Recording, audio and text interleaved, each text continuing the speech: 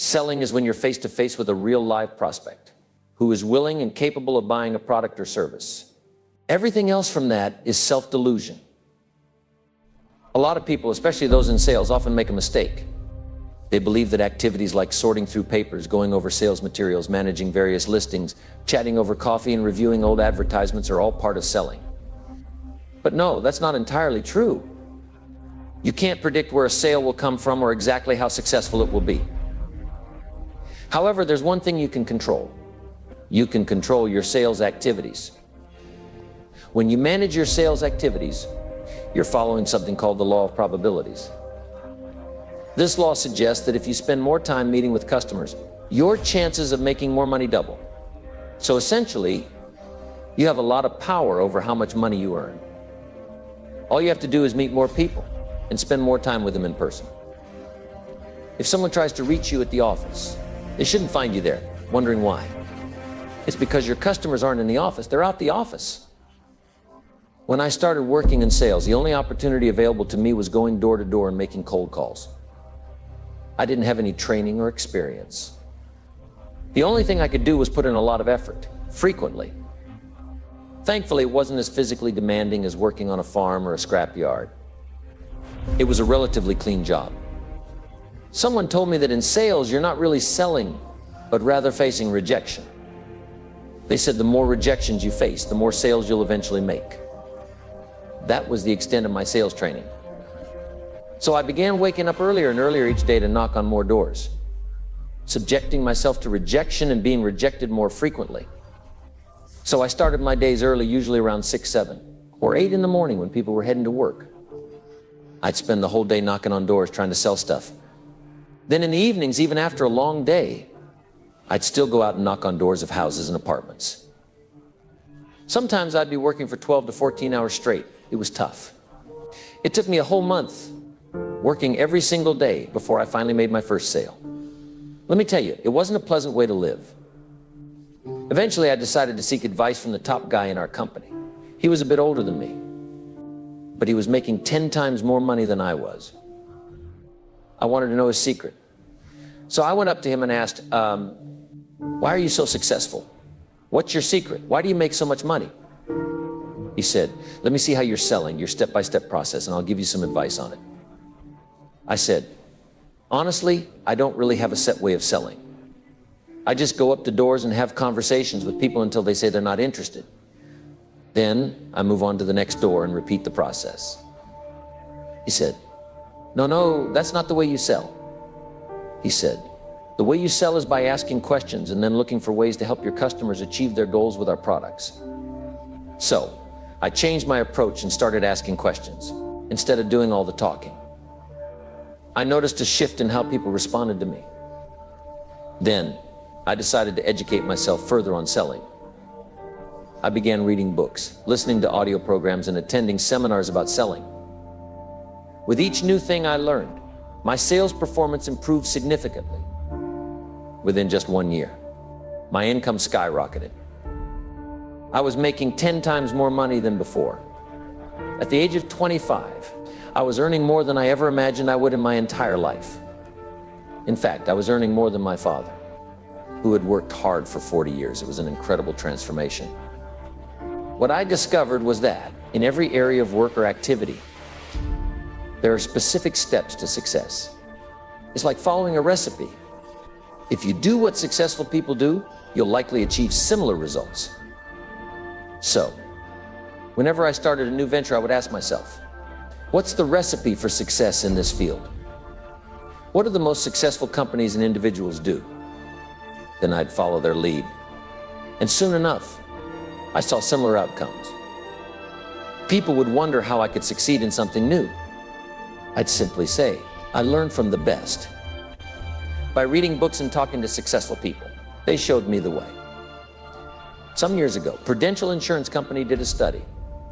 They looked at thousands of their agents all across the United States using computers.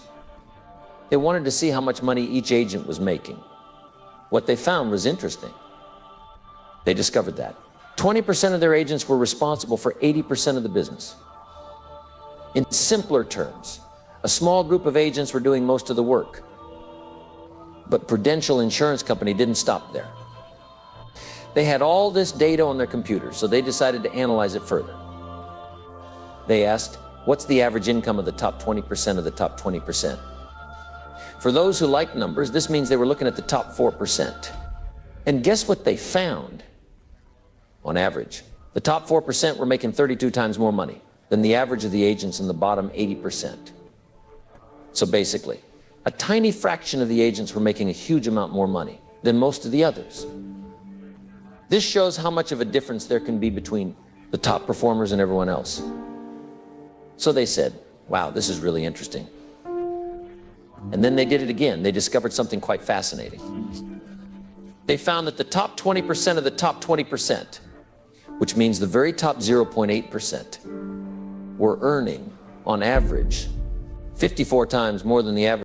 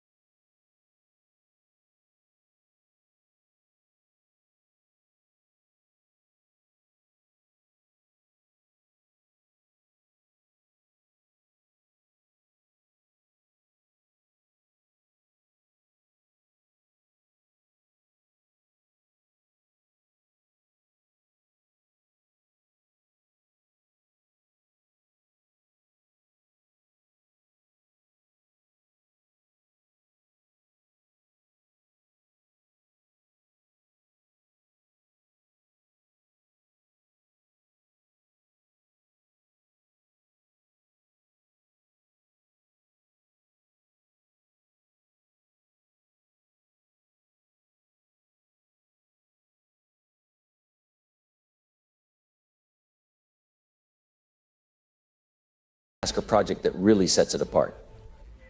We tend to reach about 90% completion and then start to slow down. We might procrastinate, set aside paperwork, or come up with excuses. We might even choose to do the enjoyable and easy tasks instead of tackling the difficult but crucial ones. Another important aspect of being excellent is this: if you're not excellent at what you do, you won't progress. You'll stay stuck where you are. Let me tell you a story. I was at a job event recently, and a young man approached me. He was upset because he had just been laid off from a sales job. He complained, there are no opportunities in sales. And I told him, young man, if you were really good at what you do, you wouldn't have been laid off. Good salespeople are actually quite rare. He seemed puzzled. So I asked him, have you ever tried to learn more about sales? He replied, no, I don't need to. I just rely on my natural abilities. I simply said, there you go. The point is, if you don't continuously strive to improve and excel in your field, you'll find it difficult to progress and seize new opportunities. Selling is an art. It's also a job that requires skill and knowledge. Think of it as a mix of creativity, professionalism, and science. To be really good at selling, you have to put in a lot of effort to learn and understand it. You need to study it constantly, even more than your competition, who's also aiming for excellence. When you strive for excellence, amazing things can happen. Opportunities start to come your way. It's as if a whole new world of possibilities opens up right in front of you. People start noticing your skills and abilities. They want to work with you, give you more important tasks, and offer you even better chances to succeed. Now, when you can proudly say that you're the best in your field, people are naturally drawn to you. They prefer to do business with the top salespeople. And now, you can always gauge how good you are at what you do, no matter what stage of life you're in. It's quite simple, really. Just ask yourself, how many job offers have you received lately? How many times have you been contacted by someone saying, I want to hire you, and I'll offer you more money and better perks? See, truly excellent people tend to get job offers regularly. Some might even get offers every single week. If you're not getting job offers, it's like a signal from the job market. It's saying, this is how good they think you are at your job. This is really important to pay attention to. Here is something important. If you're going to do anything, you'll only truly enjoy it if you do it well. When we do things well, it boosts our confidence and makes us feel proud. We feel like we've achieved something great. But if we just do things in a mediocre way, it doesn't really make us feel anything special. It's like there's no reward for doing things in a mediocre way. However, when we put in the effort to do something exceptionally well, it makes us feel amazing about ourselves. That's why companies that are committed to excellence don't necessarily excel by huge margins in one area. Instead, they're just a little bit better, maybe 1 or 2% in many different aspects. And that's what makes them stand out. Now, the first step in selling is talking to people and figuring out who's really interested in what you have to offer. You don't want to waste your time with people who can't afford or won't buy your product or service. So it's like sifting through a bunch of people to find the ones who are genuinely interested and have the means to make a purchase. This step is called prospecting. And it's very important if you want to succeed in sales. Once you've found potential customers, the next step is to build trust with them. Trust is key in any relationship, including the one between a seller and a buyer. You want your customers to feel confident and comfortable doing business with you. So, you need to show them that you're reliable, honest, and genuinely care about meeting their needs. This helps to build a solid foundation for a lasting relationship. When it comes to selling, this is really important. People won't buy from you if they don't like you or trust you. That's just the way it is. Now, here's something interesting I've found. One of the biggest challenges in finding new customers is the fear of rejection.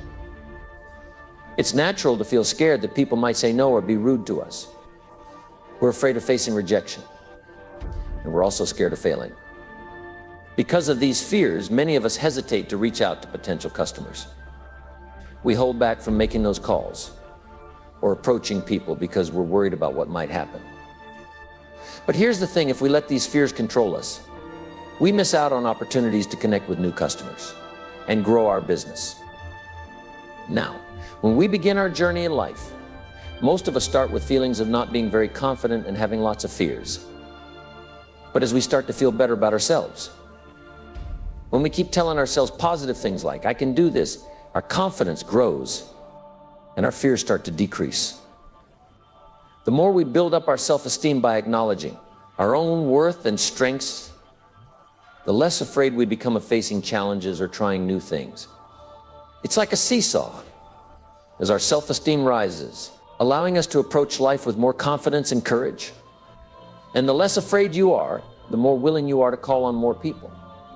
So, the more you reach out to different people, the better you get at finding potential customers.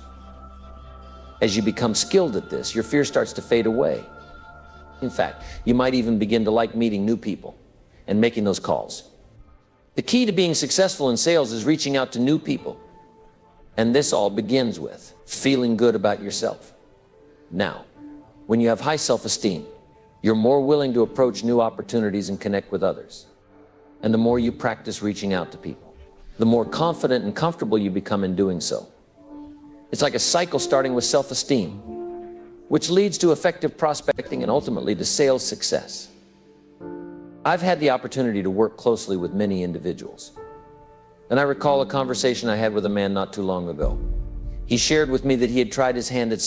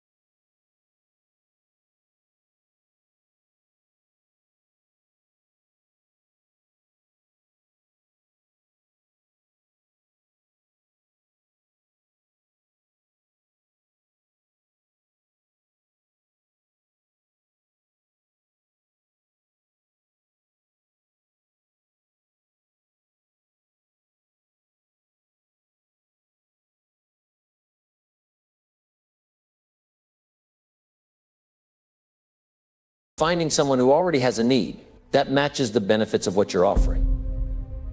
Then you can engage them in a conversation and try to convince them to choose your product over your competitors. When you're asking questions, you're trying to uncover these needs or problems they have. Secondly, a good prospect might have a goal they're aiming to achieve. This could be something like financial independence or achieving better health. Your role is to demonstrate how your product or service can assist them in reaching that goal. So, during this third phase of selling, your main objective is to ask a lot of questions. You want to understand how you can assist this person in fulfilling a need, solving a problem, or achieving a goal. It's about really getting to know their situation, so you can tailor your pitch to address their specific needs and desires. And here is a discovery that comes from 25 years of thorough research involving tens of millions of dollars and over 55,000 interviews and recorded sales conversations between salespeople and customers. What they've uncovered is truly fascinating. If you don't follow the right sequence when selling, you can actually ruin the sale. This revelation was quite eye-opening for many, and it's something that most people aren't aware of. What they found is that customers typically go through a logical process when making a purchasing decision.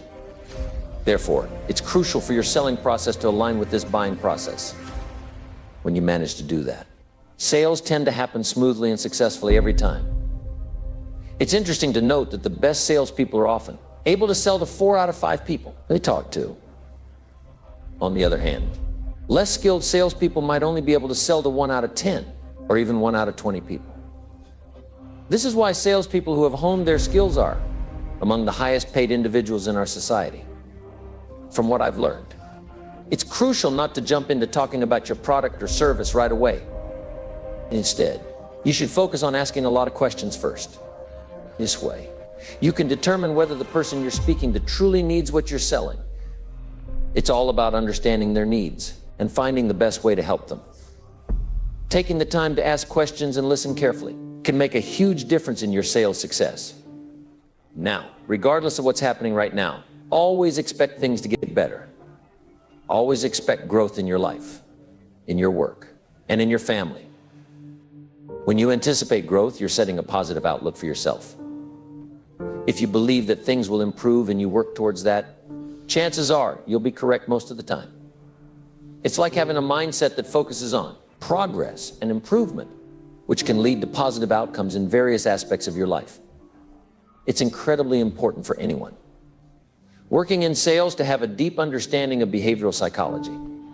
Whenever I hear someone say, "I don't need to study that, I do it naturally," it's like they're declaring, "I'm okay with being a failure forever." And I'm telling everyone, see, sales is very precise. It's about communicating effectively and persuading others, which involves understanding complex human behaviors. Some psychologists spend their entire lives studying this field. Becoming excellent at it can truly change your life. Many people who start with nothing and become billionaires do so because they're exceptional salespeople. They're able to passionately share their ideas and persuade others to join them. So, mastering the art of persuasion can open doors to immense opportunities and success. Put yourself in the shoes of your customers. The top performing companies are the ones who think just like their customers do. They ask themselves, what do our customers want? What do they need? The secret to success lies in making your customers happy. Happier than your competitors do. And every single day, it's crucial to wake up and think, how can I make my customers even happier? Researchers went out and interviewed the CEOs of the 400 of the 500 fastest growing companies. What they found was fascinating. Every single one of these CEOs was completely fixated on their customers. They thought about their customers constantly, talked about them, visited them, called them, and even personally addressed any complaints from customers. Their dedication to customer satisfaction was unparalleled. Even at Harvard Business School, experts came to a similar conclusion a few years ago. In the 21st century, all selling would be about building relationships. They believed that the key to success in business would be based on the quality of relationships you build with your customers. Now, your most valuable customers are the ones you genuinely like and who like you in return. In fact, about 85% of the recommendations and referrals you receive will come from these people. Those who genuinely enjoy your company and feel positive about you. So instead of focusing solely on making a sale, prioritize building and nurturing relationships. When you prioritize the relationship, the sales tend to naturally follow. If you're solely fixated on making a sale or overly focused on it, you might end up with neither the sale nor the strong relationship. Develop strong relationships with others is a major skill. Here's a key rule. Trust is built through listening. Before customers want anything else, they want to feel like they have a relationship with you. And listening is how you build that trust. Now, how do you get the opportunity to listen? Well, the secret to successful sales lies in asking questions. The best salespeople are the ones who ask insightful questions. This skill is incredibly valuable and can be worth a lot to you throughout your career, maybe even $1 million worth. Here's an important piece of advice when it comes to selling. People aren't interested in your product or your company. They don't care about your background or what your product is. What they do care about is what your product or service can do for them. Imagine a little child constantly saying, me, mine, mine. Well, customers aren't much different. They're like children with better excuses. All they're really concerned about is themselves,